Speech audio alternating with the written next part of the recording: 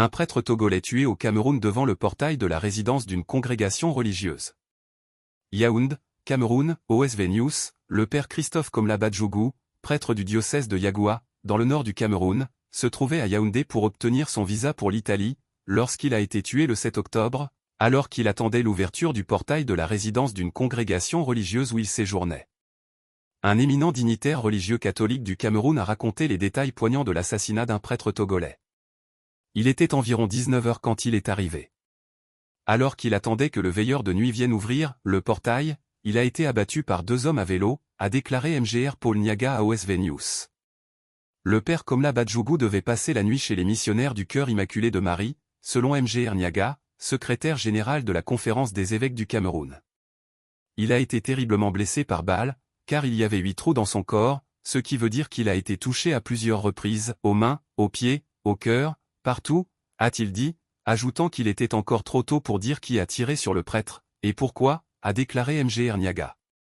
Peut-être qu'ils, les tueurs, étaient simplement des voleurs ordinaires, vu qu'ils lui ont pris son petit sac dans lequel il avait certainement de l'argent, et son téléphone, mais son sac de voyage est resté, a-t-il ajouté. L'archevêque de Yaoundé, Mgr Jean Barga, a exprimé dans son communiqué du 8 octobre sa profonde tristesse, suite au meurtre du prêtre, ainsi que sa solidarité et sa proximité spirituelle avec Mgr Barthélemy Yaouda Ourgo et le peuple de Dieu du diocèse de Yagoua, domicile du prêtre. En cette douloureuse circonstance, l'archidiocèse de Yaoundé présente ses sincères condoléances à la famille du père Christophe, à ses amis et aux fidèles du diocèse de Yagoua, a déclaré Mgr Barga. L'archidiocèse de Yaoundé condamne fermement toute forme d'agression, de violence et de meurtre, et rappelle à l'opinion publique que toute vie humaine est sacrée et inviolable, a-t-il ajouté. Il a demandé des prières pour le prêtre et a déclaré que son meurtre faisait l'objet d'une enquête. Dans une déclaration envoyée à OSV News, l'évêque Ourgo de Yagoua a déclaré que le prêtre a été abattu de manière méprisable par des individus malveillants, infidèles et encore non identifiés. Choqués et peinés par cette nouvelle, nous nous joignons à la famille biologique du défunt, à ses amis et à ses frères pour implorer le Très-Haut de lui accorder le repos éternel, a déclaré l'évêque.